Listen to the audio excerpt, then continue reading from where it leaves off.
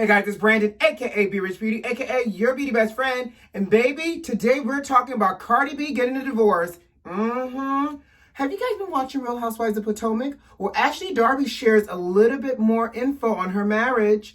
LA County sheriffs are asking LeBron James to cough up some money. Baby, we're talking about that and a lot more. You know what to do. Grab that beverage, grab that tea, and let's get this party started. Let go.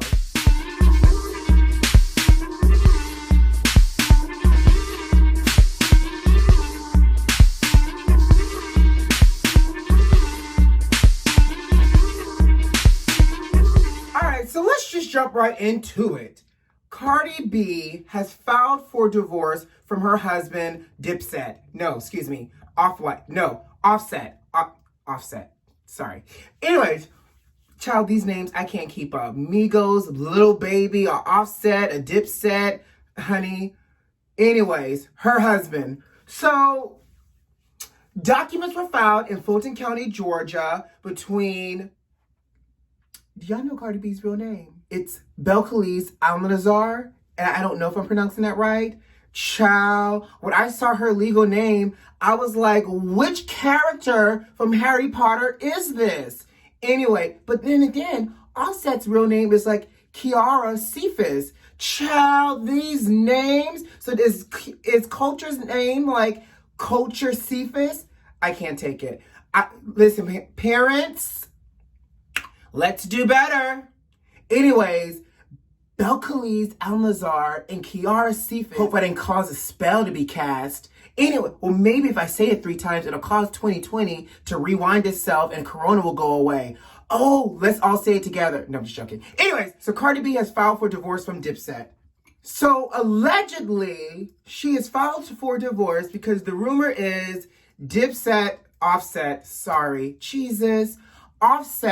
has cheated on her again. So y'all know they've been married for like 3 years now, got Culture out of the marriage and all that other great stuff. Such a cute little girl. But anyway, so, Offset cheated on her a couple years ago, and he did this whole public apology saying, I cheated on you publicly. Let me apologize to you publicly. And literally went all out on stage in one of her concerts, cakes, flowers, balloons, oh my, asking her to take him back. And she did. And they looked like they were living happily ever after. Well, child, you know what the old folks say, everything that glitters ain't gold. And so I'm assuming that things have not been right for a while. And so in the documents, Cardi B is saying that they are irretrievably broken. Baby, I guess that must be one of the words from the lawyer because I didn't know she was capable of such a big word.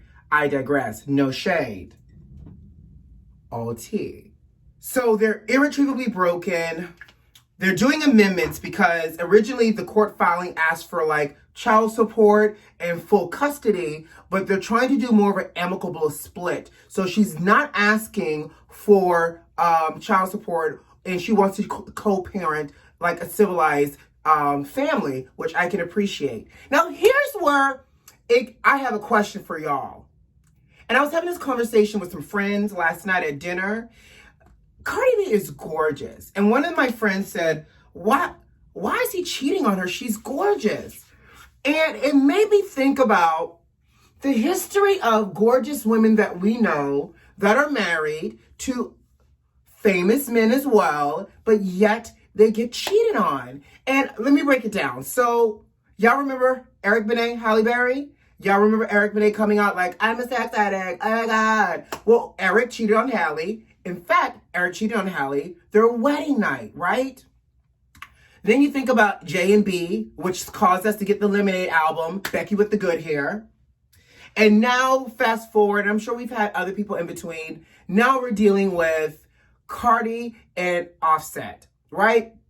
What is causing it? Now, obviously, speculation is Halle is crazy, whatever, but we're all a little crazy.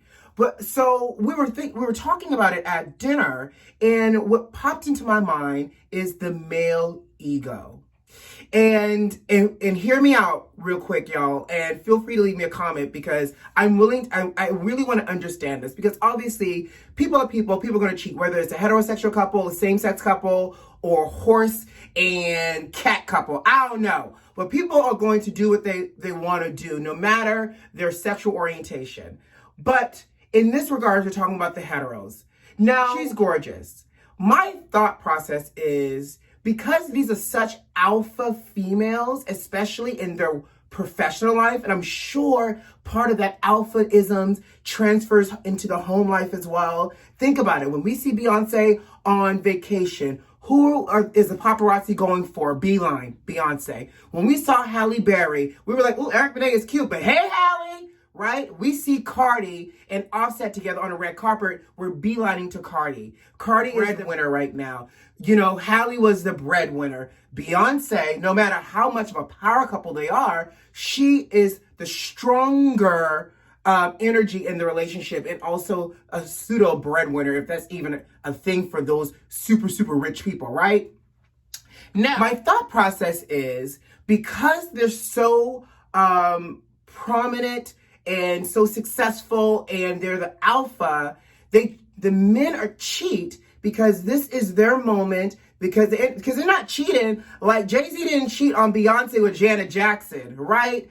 They're cheating with someone that's pretty much not known, groupie, someone less alpha. And in that moment, that cheating moment allows them to feel valued, valid, and seen. That is my thought. I want to know your thought, but that is what I'm thinking. Like, that's the only thing that makes sense to me. Like, how can you cheat on Cardi and she got that WAP? And, you know, how can you cheat on B and she is, you know, a diva? How do you cheat on Halle and she is considered one of the most beautiful women in the world? Like, that is my mindset of why these men are cheating, because it's an ego-driven moment and movement for them. Now, speaking of divorce, did y'all hear Ray J is divorcing his wife, Princess Love? Again, these names. Princess Love. Girl, what? You're a whole grown woman. I hope that's not her government name. But anyways, child, Ray J is divorcing his wife, trying to get custody of the chillins. And you know what? Ray J is not that interesting to me, so we're going to keep it moving.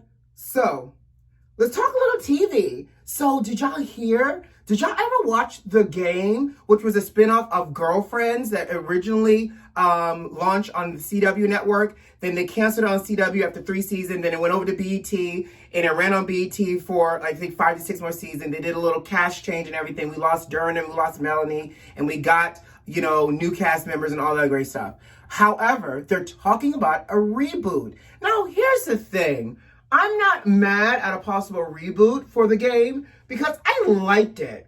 It gave you everything. And I thought it really gave you a little glimpse of what it is like to be a young athlete, a more seasoned athlete, and, you know, various types of like athlete wives. So The Game is talking about being rebooted with Paramount Plus, which is a CBS affiliate, which is then connected to BET Plus, somebody, I don't know. But we're hoping that this reboot doesn't get axed like the last reboot that they were trying to get, and that this one comes to fruition.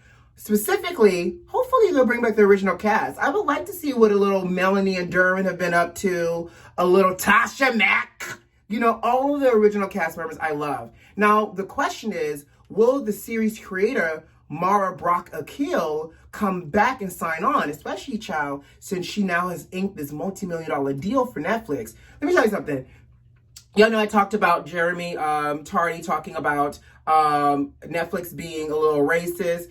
They might, I'm not saying they aren't, but baby, they're stepping up their financial coinage to secure some of these Black creators to create content for Netflix. And very smart. Like, Netflix is really trying to be the go-to place for all one-stop shop entertainment. And I'm here for it. Speaking of reboots, good times, anytime you need a friend. Good times. That may not be the lyrics, but y'all know where I'm going with this. Good Time is getting a reboot-ish, but in the form of an animated series for, guess who? Netflix. I am here for it. So the concept behind it is bringing back, obviously, the Good Times family, Was it the James family? I think it was the James family, child. Y'all know I'm horrible with names. I'm like Patty. Where's the teleprompter? Anyways, so they're ordering 10 episodes. It's about the family still in the projects, but taking on modern day social injustice and social economic things. It's going to be animated. I can't wait till they announce who will play what role on the animation, who's going to voice it, obviously, because I think this is really, really great. I'm here for it. Next up, can we bring back the Jeffersons and Living Single? I'm here for all of it. Listen, bring back the 90s, some of it. Now, y'all know we have to talk about some tomfoolery and unmitigated gall. Child, the LA County Sheriff, Alex Villanueva. Ooh, that came out real nice. I'm bilingual today. Is challenging LeBron James to step up to the plate to match $175,000 and to match, and they want this man to match and double the $175,000 reward that's out right now, looking for the shooter that shot two LAPD officers. Now, here's the thing. This type of violence is sad. Two officers being shot, which I think they're in surgery with a high probability of surviving, which is great. But this LA County Sheriff is coming for LeBron. Sir, I didn't know LeBron was on the LA Sheriff Department payroll, nor did I think it was LeBron's civic duty to have to front money to locate a shooter. Like, here's the thing. What pisses me off with this is the fact that this guy is coming for LeBron because LeBron has been outspoken on officer-involved shootings and the racial injustices that are happening in the country right now, especially high-profile ones like Breonna Taylor. I'm so sorry, sir. People shooting an unarmed woman and her boyfriend while they're asleep in their apartment is completely different than a shooter shooting two officers. What sounds like needs to happen is gun laws. How did the shooter get the gun? And what happened between the shooter and this officer to have been shot twice versus Breonna Taylor? Don't try to hold LeBron James to the fire because your department can't find this shooter and we're still waiting to arrest the killers of Breonna Taylor. Like, this is not LeBron James' civic duty to give your department some money. Stupid. Like, literally, how does it even make sense that this is now a LeBron James issue? What is even better is that Vanessa Bryant, Kobe Bryant's widow, has stepped up to clap back as well. And she's like, well, you're trying to come for LeBron James. What's the status of y'all firing the officers, the 8 to 9 officers that released photos of the helicopter crash site and of my dead husband, dead daughter, and everybody else that's dead? How about you run me those people being fired and you address the lawsuit I filed against your department while you trying to come from LeBron James? Let me tell you, this LA Laker family sticks together, honey.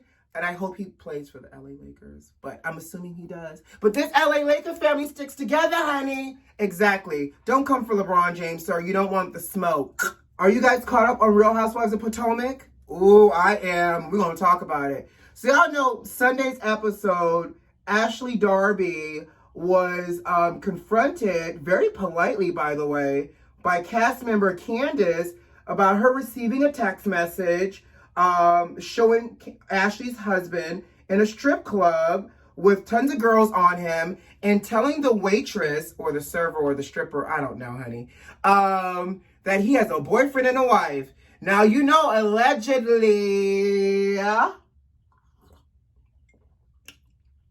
there's some rumors that Ashley's husband,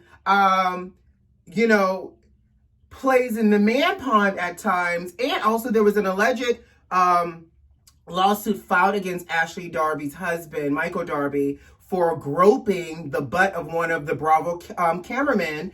And it was later dropped, but child, the cameraman said he groped my butt and gave me a flirtatious look. Again, is water wet?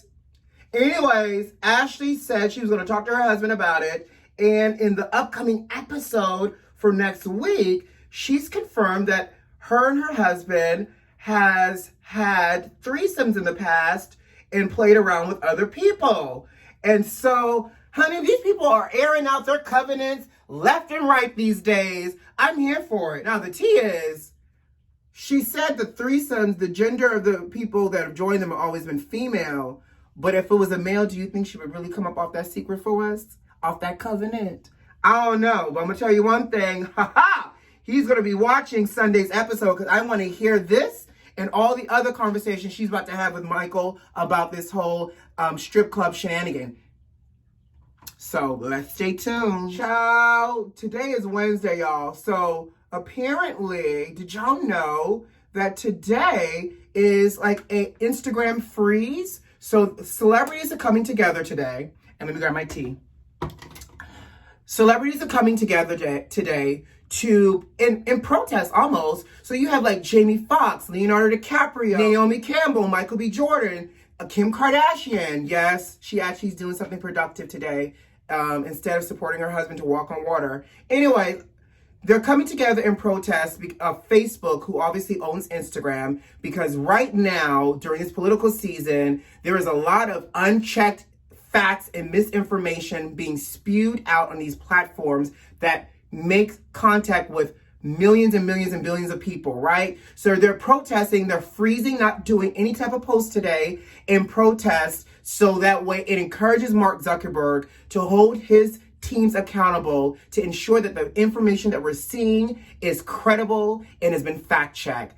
I don't know what them not posting for 24 hours is going to do. Maybe that is beyond my pay grade in terms of being a social digital person, but I'm here for it. Are y'all going to post today on Instagram, or y'all just going to go ahead and snoop all day on Instagram? Y'all let me know. But in the meantime, you guys have a great day. I'm about to start my day, sugar.